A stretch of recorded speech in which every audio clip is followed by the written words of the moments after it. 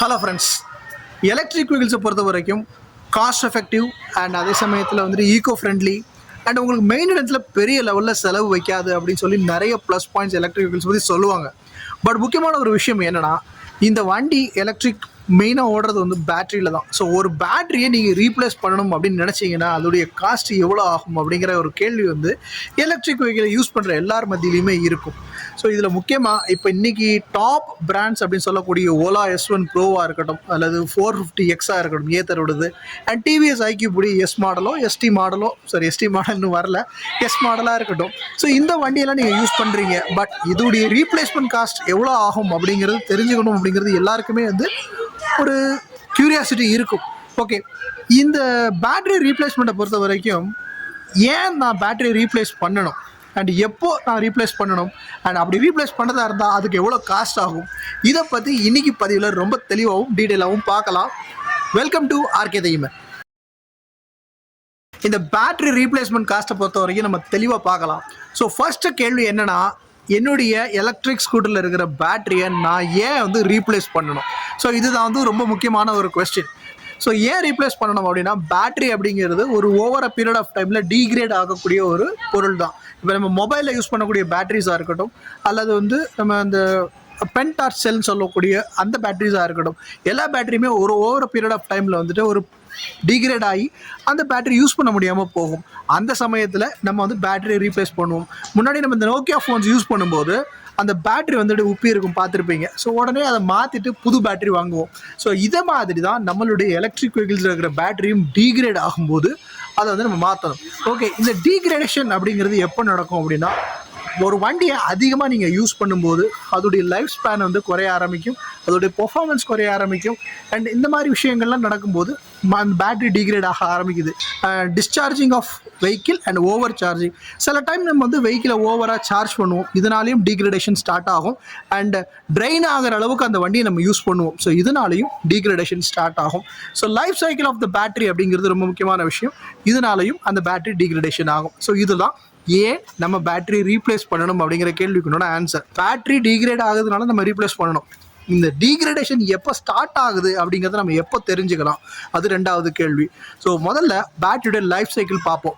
இன்றைக்கி நம்ம யூஸ் பண்ணக்கூடிய எல்லா பேட்டரியும் பார்த்தீங்கன்னா ஒன்று லித்தியம் அயானாக இருக்கணும், இல்லைன்னா LFPயாக இருக்கும். ஸோ லைஃப் ஸ்பேன் அப்படிங்கிறது ஒரு பேட்டரிக்கு 3 to 5 years மேக்ஸிமம் சொல்லியிருப்பாங்க. இந்த 3 to 5 yearsக்குள்ளே இந்த பேட்டரியை நம்ம ரீப்ளேஸ் பண்ணி ஆகணும். சில கம்பெனிஸ் வந்து 7 years or 8 years வரைக்கும் வாரண்டி கொடுத்துருப்பாங்க. அண்ட் அது வரைக்கும் எங்களுடைய பேட்டரிக்கு எதுவுமே ஆகாது அப்படிங்கிற மாதிரியும் சொல்லியிருப்பாங்க. பட் நீங்கள் யூஸ் பண்ண பேட்டரி டீக்ரேட் ஆக ஆரம்பிக்கும். ஸோ இது எப்போ நம்ம தெரிஞ்சுக்கிறது, இந்த லைஃப் சைக்கிள்னு ஒன்று சொல்லுவாங்க இல்லையா, பேட்டரியை பொறுத்த வரைக்கும் 2000 லைஃப் சைக்கிள்ஸ் அல்லது 3000 லைஃப் சைக்கிள்ஸ் சொல்லுவாங்க. இது பேட்டரிக்கு பேட்டரி டிஃபர் ஆகும். நார்மலி லித்தியம் அயான் பேட்டரியில் இருக்கிற லைஃப் சைக்கிள் பார்த்தீங்கன்னா 2000 லைஃப் சைக்கிள்ஸ். இந்த 2000 லைஃப் சைக்கிள்ஸை தாண்டும் போது அது கண்டிப்பாக டீக்ரேட் ஆக ஆரம்பிக்கும். இதுதான் சைன் நம்பர் 1. ஓகே, எப்போ தெரிஞ்சுக்கலாம் அப்படின்னா, வண்டியை வாங்கி நீங்கள் பேட்டரியை சார்ஜ் பண்ணும்போது ஒரு 3 to 4 hours நார்மலாக வச்சுக்கலாமா. இந்த 3 to 4 hours ஒரு பேட்டரி சார்ஜ் ஆகுதுன்னு வச்சுக்கோங்க. அந்த டைமை தாண்டி 4 hours மேலேயோ அல்லது ஒரு 5 hours அந்த மாதிரி டைட்டை தாண்டி அது வந்து சார்ஜ் ஆகிறதுக்கு டைம் எடுத்துக்குது அப்படின்னா that is a sign of degradation. Okay, அடுத்தது ரேஞ்ச். ஸோ இந்த ரேஞ்சை பொறுத்த வரைக்கும் வண்டி வாங்கி நீங்கள் ஓட்டுற புதுசில் உங்களுக்கு கிடைக்கக்கூடிய ரேஞ்ச் வந்து அதிகமாக இருக்கும். அண்ட் போக போக ஒரு over the period of time இந்த ரேஞ்ச் வந்து குறைய ஆரம்பிக்கும். நீங்கள் ஃபுல் சார்ஜ்லேயே வண்டி வச்சுருப்பீங்க, பட் சார்ஜ் வந்து ஃபுல்லாக இருந்தாலும் ரேஞ்ச் வந்து பழைய மாதிரி கிடைக்காம குறைய ஆரம்பிக்கும். அண்ட் கிராஜுவலாக அது குறைஞ்சிக்கிட்டே வரும் இந்த ரேஞ்சு. ஸோ இந்த மாதிரி ரேஞ்சு குறையிறது ஒரு sign of degradation of a battery. அதாவது வண்டியை நீங்கள் வந்து சார்ஜ் போட்டுட்டு ஒரு மேட்டில் ஏற்றும் போதும் அல்லது வந்து 2 பேர் உட்காந்து வண்டியை நீங்கள் ஓட்டும் போதும் உங்களுக்கு இனிஷியலாக கிடச்ச அந்த பிக்கப்பு இப்போ இருக்காது, குறைய ஆரம்பிக்கும். பெர்ஃபார்மன்ஸ்னு கூட சொல்லலாம் இதை. ஸோ இது குறைய ஆரம்பிக்கும். இப்படி குறைய ஆரம்பிக்குதா, ஸோ இதுவும் a sign of degradation. And பேட்டரியுடைய ஹெல்த் இண்டிகேஷன்ஸ், இன்றைக்கி இருக்கிற மார்க்கெட்டில் இருக்கிற மிகப்பெரிய பிராண்ட்ஸான ஓலாவாக இருக்கட்டும், ஏத்தராக இருக்கட்டும், அல்லது டிவிஎஸ் ஐக்யூபாக இருக்கட்டும், இந்த எல்லா எலக்ட்ரிக் ஸ்கூட்டர்லையுமே உங்களுடைய பேட்டரி ஹெல்த்தை இண்டிகேட் பண்ணுற மாதிரி சில விஷயங்கள் இருக்குது. ஸோ உங்களுக்கு தொடர்ந்து நோட்டிஃபிகேஷன்ஸ் பேட்டரி ஹெல்த்தை பற்றின நோட்டிஃபிகேஷன்ஸ் வந்துக்கிட்டே இருக்குது. ஸோ பேட்டரி ஹெல்த் சரியில்லை அப்படிங்கிற நோட்டிஃபிகேஷன்ஸ் வந்துக்கிட்டே இருக்குன்னா இதுவும் ஒரு sign of degradation of the battery. இப்போ நம்ம எப்போ ரீப்ளேஸ் பண்ணணும் அப்படிங்கிறத பார்த்தாச்சு. இப்போது பேட்டரியுடைய ரீப்ளேஸ்மெண்ட் காஸ்ட் என்னவா இருக்கும் அப்படிங்கிறது பார்க்கலாம். Ola S1 Pro top model of Ola. ஏத்தருடைய top model Ather 450X and TVS ஐக்யூப்ல டிவிஎஸ் ஐக்யூபோட எஸ் மாடல் எடுத்துக்கலாம். இந்த 3 மாடலுக்கும் உண்டான replacement cost of the battery என்னன்னு பார்க்கலாம்.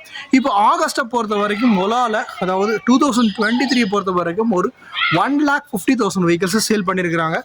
டிவிஎஸை பொறுத்த வரைக்கும் ஒரு 90,000 வெஹிக்கிள்ஸ், ஏத்தரை பொறுத்த வரைக்கும் ஒரு 65,000 vehicles in 2023 up to August வரைக்கும் சேல் பண்ணியிருக்கிறாங்க. இந்த ஓலா S1 Pro பொறுத்த வரைக்கும் 4 கிலோவாட் பேட்டரி பேக் கொடுத்துருக்குறாங்க. அண்ட் இதோடைய சார்ஜிங் டைம் அப்படிங்கிறது 6 hours 30 minutes and warranty 3 years and unlimited of kilometres கொடுத்துருக்குறாங்க. ஸோ இது வந்து ஓலா தரப்புலேருந்து சொல்லப்பட்டது. ஓகே, இதில் என்ன பேட்டரி யூஸ் பண்ணியிருக்காங்கன்னா NMC அப்படிங்கிற ஒரு கெமிஸ்ட்ரி யூஸ் பண்ணியிருக்கிறாங்க. அண்ட் இவங்க யூஸ் பண்ணுற பேட்டரி வந்துட்டு சவுத் கொரியாவிலேருந்து இம்போர்ட் பண்ணுறாங்க. அதுவும் வந்து LGயோடைய பேட்டரி தான் இவங்க வந்து ஓலா S1 Proவில் யூஸ் பண்ணுறாங்க. 224 செல்ஸ் வந்து இதில் இருக்குது. இதோடைய ஷேப் பார்த்தீங்கன்னா கர்வ் ஷேப்பில் இருக்கும். அண்ட் IP67 ரேட்டட் பேட்டரி இதில் யூஸ் பண்ணியிருக்கிறாங்க. டஸ்ட் அண்ட் வாட்டர் ப்ரூஃப் பேட்டரிங்க. இதை ரீப்ளேஸ் பண்ணுறதுக்கு ஆகக்கூடிய காஸ்ட் கிட்டத்தட்ட ஒரு 82,000 rupees ஆகும். இந்த ஓலாவுடைய S1 Pro உடைய 4 கிலோவாட் பேட்டரி பேக்கை நீங்கள் ரீப்ளேஸ் பண்ணணும்னா உங்களுக்கு 82,000 ரூபாய் ஆகும். இது ஓலா என்ன சேலஞ்ச் பண்ணுறாங்கன்னா, எங்களுடைய பேட்டரி வந்து 7 years வரைக்கும் எதுவுமே ஆகாது, அதோட லைஃப் சைக்கிள் 7 years இருக்கும். ஸோ 7 yearsக்கு உங்களுக்கு எந்த ப்ராப்ளமும் வராதுன்னு சொல்கிறாங்க. பட் 3 years ஆஃப் வாரண்டி கொடுத்துருக்குறாங்க. இந்த வாரண்டி பீரியடுக்குள்ளே ஏதாவது ப்ராப்ளம்னா கண்டிப்பாக ரீப்ளேஸ் பண்ணி தருவாங்க. அண்ட் இந்த வாரண்டியும் கூட நீங்கள் எக்ஸ்டெண்ட் பண்ணிக்கலாம் அடிஷ்னல் காஸ்ட் பே பண்ணி. ஸோ 2 more years நீங்கள் எக்ஸ்டெண்ட் பண்ணிக்கலாம் up to 5 years. But Ola சொல்கிறது என்னென்னா 7 years வரைக்கும் எங்களுடைய பேட்டரிக்கு எதுவும் ஆகாதுங்கிறது தான் ஓலா தரப்புல இருந்து கிளைம் பண்ணுற விஷயம். ஸோ இது இருந்தாலும் நீங்கள் இந்த பேட்டரி ரீப்ளேஸ் பண்ணணும்னா 82,000 ரூபாய் ஆகும்.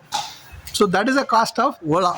இப்போ அடுத்தது ஏத்தர் 450X உடைய பேட்டரி பேக் பற்றியும் அதோடைய ரீப்ளேஸ்மெண்ட் காஸ்ட் பற்றி பார்க்கலாம். ஸோ ஏத்தர் 450X, ஸோ இந்த ஏத்தர் 450X அப்படிங்கிற இந்த ஸ்கூட்டரில் இருக்கிற பேட்டரி பேக் வந்து 3.7 கிலோவாட் பேட்டரி பேக் யூஸ் பண்ணியிருக்கிறாங்க. 5 hours 40 minutes இதோடைய charging time, 3 years and 30,000 kilometers whichever is earlier இதோடைய வாரண்டி. ஓகே, இதில் யூஸ் பண்ணியிருக்கிற செல் வந்து இதுவும் NMC பேஸ்டு கெமிஸ்ட்ரி இருக்கிற லித்தியம் அயான் செல்ஸ் தான் யூஸ் பண்ணியிருக்கிறாங்க. அதுவும் 21,700 அப்படிங்கிற ஒரு டைப் ஆஃப் செல்ஸ் இதில் யூஸ் பண்ணியிருக்கிறாங்க. கிட்டத்தட்ட 168 சிலிண்ட்ரிக்கல் செல்ஸ் இதில் யூஸ் பண்ணியிருக்கிறாங்க இந்த ஏத்தர் 450Xல. இவங்க இந்த பேட்டரியை இவங்களே தான் மேனுஃபேக்சர் பண்ணுறாங்க, எங்கிருந்தும் இம்போர்ட் பண்ணலை. ஸோ வந்து ஒரு இன்ஹவுஸ் பேட்டரி அப்படின்னு சொல்லலாம். இந்த பேட்டரியை ரீப்ளேஸ் பண்ணுறதுக்கு உங்களுக்கு ஆகக்கூடிய செலவு 60,000 அப்படின்னு சொல்லியிருக்கிறாங்க. ஸோ 3.7 கிலோவாட் 60,000 வருது. ஸோ ஓலாவோடது 4 கிலோவாட்டை 82,000 வருது. 224 செல்ஸ் யூஸ் பண்ணியிருக்கிறாங்க. இதில் 168 செல்ஸ் யூஸ் பண்ணியிருக்கிறாங்க.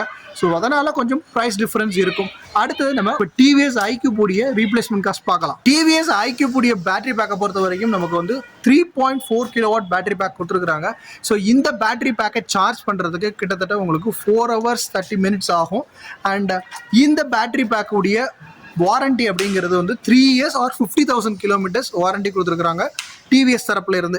இதை ரீப்ளேஸ் பண்ணுறதுக்கு எவ்வளோ காஸ்ட் ஆகும் அப்படிங்கிற விவரம் வந்து கம்பெனி தரப்புல இருந்து வெளியிடலை. பட் மீடியா சோர்ஸ் படி இந்த பேட்டரி நீங்கள் ரீப்ளேஸ் பண்ணணும்னா வண்டியுடைய காஸ்ட்டில் 40 to 50% ஆகும் அப்படின்னு சொல்லியிருக்கிறாங்க.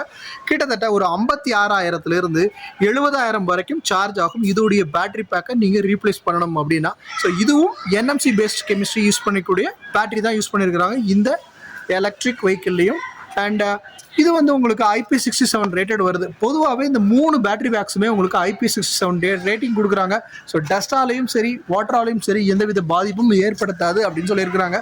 பட் என்ன தான் சொன்னாலும் நீங்கள் பேட்டரியை தூக்கி முக்கிற அளவுக்கு தண்ணியில் இறங்குனீங்கன்னா வண்டி போயிடும், அதுதான் உண்மை.